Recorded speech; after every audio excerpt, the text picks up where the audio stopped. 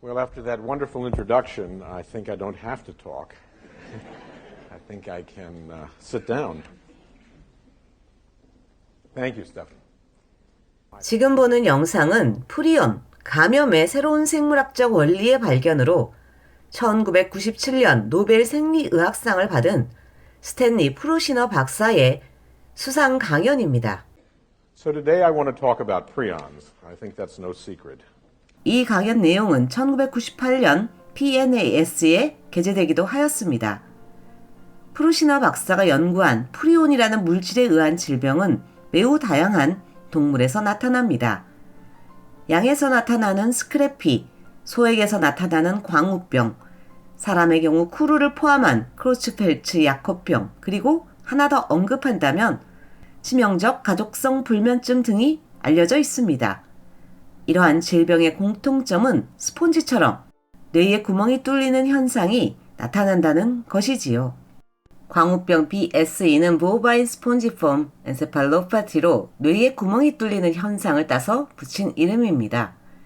뇌에 스폰지처럼 구멍이 생기면 그 증상은 떨림, 치매, 불면을 비롯하여 제대로 서 있지도 못하는 등 뇌가 조절하는 대부분의 기능에 문제가 생길 수밖에 없습니다.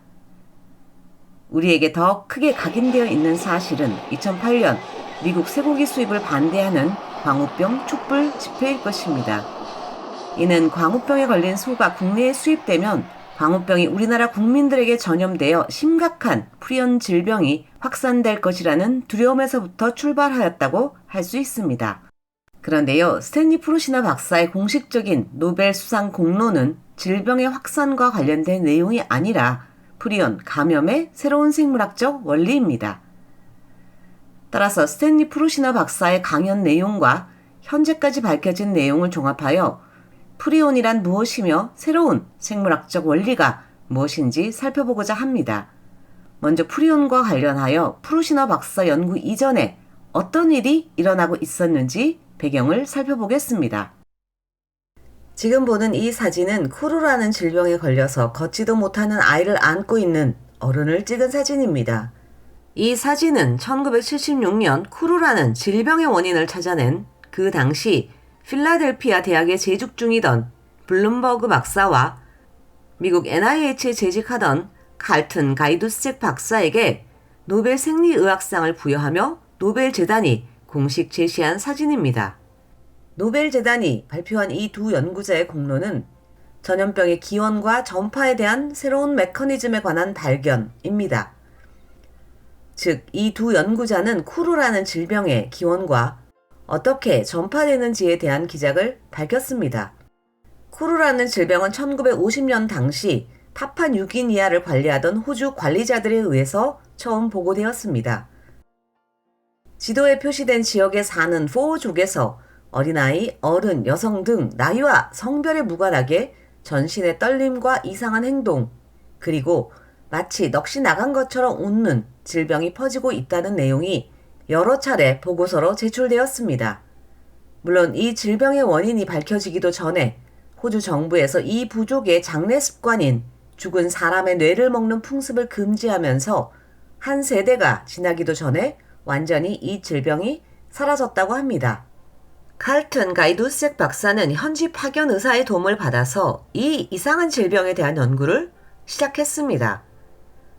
1957년 가이두스책 박사가 발표한 논문에 따르면 확보한 쿠루 환자 29개의 뇌 중에서 15개의 뇌 시료에서 구멍이 뚫리는 신경 변성이 발견되었다고 합니다. 가이두스책 박사는 이 뇌 병변이 정말로 전염성을 가지는지 확인하기 위해서 1966년에서 1968년 사이 몇 가지 실험을 진행했습니다. 침팬지와 스파이더 원숭이 뇌에 구멍을 뚫어서 쿠루 환자의 뇌 조직을 집어넣었을 때 불과 1년에서 2년 사이에 쿠루와 비슷한 증상이 이 동물들에게서 나타난다는 것을 확인하였습니다. 이와 같은 실험을 통해서 죽은 사람의 뇌를 먹던 포우족의 장례 풍습이 그 부족 내 쿠루 확산의 원인이라는 것을 증명하였습니다. 이 쿠루의 병원체를 찾기 위해 여러 차례의 실험을 거쳐서 1977년 사이언스 잡지에 발표한 논문에서 그는 unconventional 바이러스, 즉 매우 성장이 느린 이상한 바이러스가 원인일 것이라고 제시하였습니다. 그도 그럴 수밖에 없었을 것입니다. 현재까지도 전염되는 질병의 주된 원인은 세균, 바이러스를 포함한 미생물이라고 알고 있습니다. 그런데 아무리 찾아도 세균은 없고 아주 간혹 약간의 바이러스만이 간간히 튀어나오니 이 아주 약간의 바이러스를 보고 unconventional, 즉 아주 성장이 느린 이상한 바이러스라고 추정하였던 것이지요. 그가 노벨 생리의학상을 받았던 1976년까지 발표한 논문을 종합하여 쿠르라는 질병의 원인과 전파 과정을 정리해보면 이 질병은 그 지역에 살던 부족의 장례 풍습인 죽은 사람의 뇌를 먹던 것에서 비롯되었으며 그 원인은 unconventional 바이러스에 의해 전파된다. 또한 뇌 조직에 문제가 생기며 정신질환, 떨림 등의 증상으로 나타나며 발병 후 1년에서 2년 이내에 사망한다는 것입니다. 오른쪽 사진은 이 내용이 실린 논문에 게재된 사진인데요. 어린아이들이 제대로 서 있지도 못하는 것을 볼 수 있습니다. 그런데요, 가이드색 박사가 이상한 바이러스가 쿠르의 병원체라고 주장하기 10년 전인 1967년 네이처 잡지에 이 질병에 전파되는 방법을 설명하는 가설을 담은 아주 짧은 논문이 하나 실렸습니다. 이 논문을 쓴 사람은 존 스탠리 그리피스라는 영국의 과학자인데요. DNA가 유전 물질임을 밝히는 그리피스의 실험이라는 이름으로 널리 알려진 프레드릭 그리피스의 조카입니다. 그는 이 논문에서 양에서 신경 변성을 일으키는 스크래피라는 질병의 원인이 바이러스가 아니라 단백질이며 그것도 스스로 복제할 수 있는 단백질이라는 가설을 제시하였습니다. 혹시 이 사람을 아시는지요? 이 얼굴은 몰라도 지금 화면에 보이는 이 사진은 알 수도 있습니다. 프랜시스 크릭이지요. 인류의 오랜 숙제였던 유전물질이 핵산으로 이루어진 이중나선 구조를 하고 있다는 것을 밝힌 왓슨과 크릭의 그 크릭입니다. 쿠르라는 질병의 확산 경로가 밝혀지던 1970년대는 이미 크릭이 제시했던 중심 원리가 확고히 자리를 잡은 시기였습니다. 중심 원리 센트럴 도그마란 어떤 유전 정보가 발현되기 위해서는 반드시 DNA로부터 필요한 부분만 대량 만들 수 있도록 전사 단계인 mRNA, 메신저 RNA를 거쳐서 특정 기능을 가지고 있는 단백질로 번역된다는 이론입니다. 즉, 단백질은 유전 정보를 꺼내 실행하는 오로지 일방통행만 하는 유전 정보 흐름의 최종 산물입니다. 따라서 단백질이 만들어지기 위해서는 반드시 DNA라는 유전 정보가 필요한 것이지요. 이 이론은 살아있는 모든 생명체에게 동일하게 적용됩니다. 그 생명체가 세균이든 효모이든 식물이든 동물이든 그 어떤 것도 생명이라고 정의된 생물체에게 예외는 없습니다. 다만 생물과 무생물의 중간인 바이러스 중 일부가 RNA로부터 DNA를 만드는 역전사 효소를 가지고 있어서 한 방향으로만 흐르는 유전 정보의 흐름이 거꾸로 흐르는 경우가 있기는 합니다. 대표적인 예로 에이즈의 원인 바이러스인 HIV가 있습니다. 그러나 엄밀하게 생명체라는 관점에서 본다면 바이러스는 생물과 무생물의 중간 단계이기 때문에 예외라고 할 수도 없을 수 있습니다. 그리고 아직까지 단백질에서 거꾸로 RNA로 가는 그 어떤 사례도 밝혀지지 않았으며 구조적으로 단백질을 이루는 아미노산과 DNA 또는 RNA를 구성하는 단위 물질인 ATGC는 완전히 다르기 때문에 번역 과정을 거꾸로 돌리는 것은 불가능하다고 할 수 있습니다. 그런데 스탠리 그래피스는 쿠르, 스크래피 등의 병원체가 단백질이며 그것도 스스로 복제할 수 있는 병원체라는 가설을 제시한 것이지요. 단백질이 단백질을 낳는다고요? 아미노산과 염기 ATGC의 구조적인 차이, 그리고 중심 원리가 확고히 자리 잡던 시대적 상황에서 자기 복제가 가능한 단백질이라는 가설이 타당하다고 생각했을까요? 실제로 프랜시스 크릭은 이 사실을 알고는 중심 원리라는 그의 책 두 번째 판에서 자기 복제 단백질이라는 가설은 potential contradiction, 잠재적 모순이라고 언급하기도 했습니다. 전염이 되기는 하는데 스스로 복제하는 단백질이라고 하기에는 논리의 비약이 무지하게 큰 상태에서 이 병원체가 바이러스이냐 아니면 단백질이냐라는 논쟁은 지속되었습니다. 그러다가 1982년 마침내 스탠리 프루시너 박사가 스크래피를 앓고 있는 양에 대해서 단백질 분리법을 이용하여 스크래피 질병의 원인이 바이러스도 아니고 다른 생명체도 아닌 단백질이라는 것을 확인하였습니다. 이때 단백질로 이루어진 입자라는 표현을 사용하였는데요. 이 단어를 변형시켜서 단백질을 의미하는 프로테인과 감염을 의미하는 인펙션이라는 단어를 조합하여 오늘날의 프리온이라는 용어가 정립되었습니다. 그 후 스크래피, 광우병 등 프리온 관련 질병에는 크게 두 가지 질문이 있었습니다. 첫 번째는 병원체는 무엇인가 였습니다. 프루시너 박사의 연구를 통해서 이 병원체는 세균도 아니고 바이러스도 아닌 단백질이라는 것이 증명되었습니다. 그럼 이제 하나가 남았습니다. 도대체 이 단백질이 어떻게 전염되는가입니다. 바꿔 말하면 어떻게 증폭 혹은 복제되어 질병을 유발할 수 있느냐 하는 것입니다. 프루시너 박사가 시작한 프리온에 의한 감염이 자기 복제가 아닌 증폭이라는 연구를 토대로 지금까지 진행되어 온 연구들을 종합해 보겠습니다. 프리온이라는 단백질은 어느 날 갑자기 바이러스처럼 툭 하고 외부에서 침입한 것이 아니라 원래 우리 몸에 있습니다. 이 이상한 단백질이 왜 있냐고요? 우리 몸에 있는 정상 프리온은 장기 기억에도 관여하고 유전에도 관여하며 조혈모 세포의 재생에도 필요하다는 다양한 연구 결과들이 있습니다. 물론 이는 더 검증되고 더 심층적인 연구가 필요한 분야이기도 합니다. 그러나 지금까지 알려진 사실만 봐도 정상 프리온은 우리 세포에 절대적으로 필요한 단백질이라는 것을 알 수 있습니다. 이 정상 프리온을 질병을 유발하는 프리온과 구분하기 위해서 PRPC라고 합니다. 이 정상 프리온은 단백질 구조에 알파 헬릭스라는 2차 구조를 가지고 있습니다. 나선 모양이라는 의미입니다. 반면 질병을 유발하는 비정상 프리온을 스크래피의 S를 따서 PRPSC라고 합니다.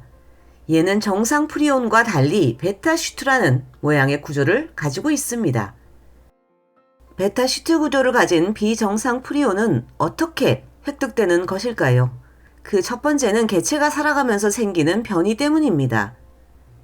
어려서는 멀쩡했는데 살아가면서 여러 가지 요인에 의해서 유전자에 오류가 생깁니다. 그래서 부모한테 물려받지 않은 이상한 유전자, 즉 변이 유전자를 가진 세포가 생깁니다. 보통은 이런 잘못된 유전자가 생기는 경우에 우리 세포는 이를 수리합니다. 물론 수리될 수 없을 정도로 망가진 경우 이 유전자를 가진 세포를 파괴시켜 버립니다. 그러나 나이가 들면서 우리 인체는 잘못된 유전자를 수리하고 이를 가진 세포를 파괴하는 능력이 점점 떨어지게 됩니다. 그러다 보면 우연히 정상 프리온 유전자에 변이가 생긴 세포가 살아남을 수 있게 되는 것입니다. 이렇게 유전자에 변이가 생겨 이 단백질을 이루는 아미노산이 바뀌어 비정상 프리온이 만들어집니다. 사람의 경우 가장 대표적인 사례가 크로츠펠트 야코병인데요. 우연히 비정상 프리온을 가지게 되는 경우로 한 개체의 측면에서 보면 질병으로 나타나기까지 오랜 시간이 걸립니다. 그래서 주로 중장년층과 노년층에서 나타납니다. 우리는 하나의 유전자에 대해서 대립 유전자를 가지고 있습니다. 지금까지 연구된 바에 따르면 프리온의 대립 유전자 중 129번째 아미노산이 한쪽은 메사이오닌, 다른 한쪽은 발린인 경우 또는 양쪽 모두 발린인 경우 이 질병이 주로 나타난다고 합니다. 이런 변이가 생식세포에서 일어난 것이 아니라면 이는 다음 세대로 유전되지 않습니다. 따라서 유전자 변이에 의해 질병으로 진행되는 경우 양에서 나타나는 스크래피처럼 산발적으로 일어나는 경우가 대부분입니다. 두 번째는 유전입니다. 이는 애초에 잘못된 유전자를 물려받아 비정상 프리온이 만들어지는 경우입니다. 생식세포에 유전자 변이가 일어난 경우이지요. 대표적인 예로 프루시너 박사가 연구했던 이탈리아의 한 가족이 200년 동안 세대를 거듭해 앓고 있는 치명적 가족성 불면증이라는 것이 있습니다. 이 질병은 일반적으로 3만 명 중 1명꼴로 나타나는데 이 가족은 2명 중 1명꼴로 나타나고 있다고 합니다. 세 번째가 감염입니다.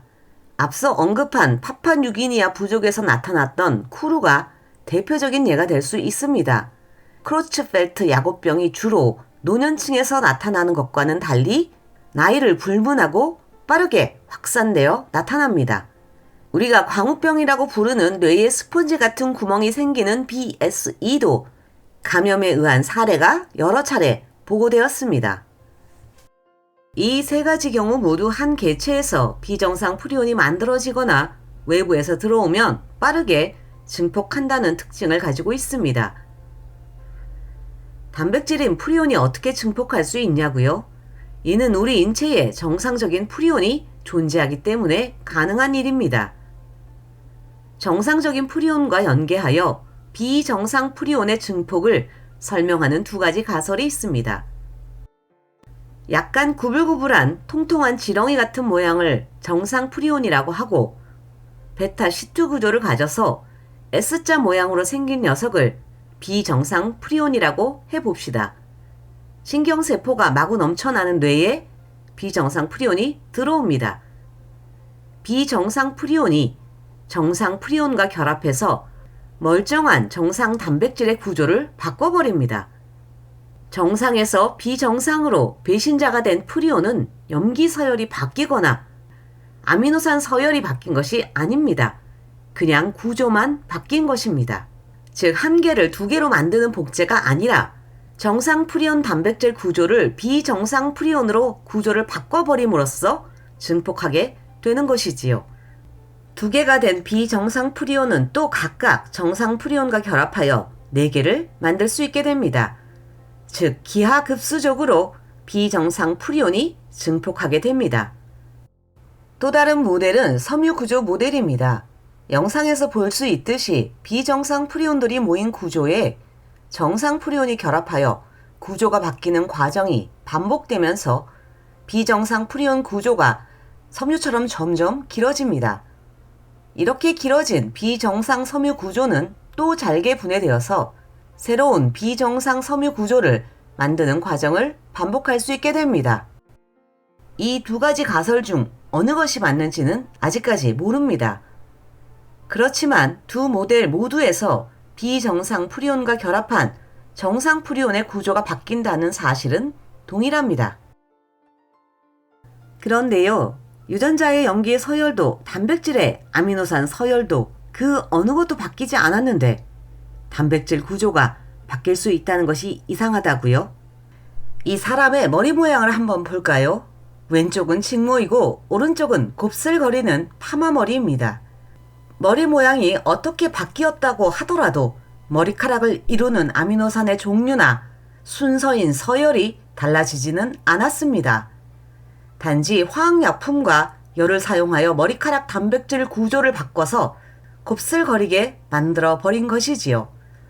실제로 다수의 논문에서 이처럼 비정상 프리온이 정상 프리온과 결합해 연력학적 측면에서 보다 안정적인 구조를 이루는 과정에서 정상 프리온이 비정상 프리온으로 전환되는 것이라고 보고하고 있습니다. 이렇게 구조가 바뀐 비정상 프리온은 그야말로 천하무적의 단백질이 됩니다. 단백질로 이루어져 있음에도 불구하고 쉽게 파괴되거나 기능을 잃어버리는 상태로 변성되지 않습니다. 달걀의 흰자는 70도씨에서 노른자는 60도씨에서 변성이 시작됩니다. 그런데요, 이 비정상 프리온은 단백질임에도 불구하고 열에 의해서 변성되지 않아 조리 과정에서 파괴하려고 해도 파괴되지 않습니다. 또한 단백질 분해 효소에 의해서도 잘 분해되지 않고 산에 의해서도 잘 변성되지 않아 결국 분해되지 않은 채로 조직 내로 들어갈 수 있게 됩니다. 조직 내로 들어가기만 한다면 정상 프리온을 변형시켜 다 비정상으로 만들어 버릴 수 있게 되는 것이지요. 그래서 비정상 프리온을 파괴하기 위한 가이드라인이 제시되어 있습니다. 농도가 높은 알칼리 용액에서 1시간 이상 담그고 그 이후에 고온 고압에서 장시간 멸균하는 방법을 권고하고 있습니다. 이는 질병에 걸린 사체를 처리한 도구를 처리하는 방법인데요. 병에 걸린 사체는 무조건 태워야 합니다. 병에 걸린 사체를 처리한 장소는 불태울 수도 없고 장시간 멸균할 수도 없겠지요. 그냥 무조건 폐쇄합니다.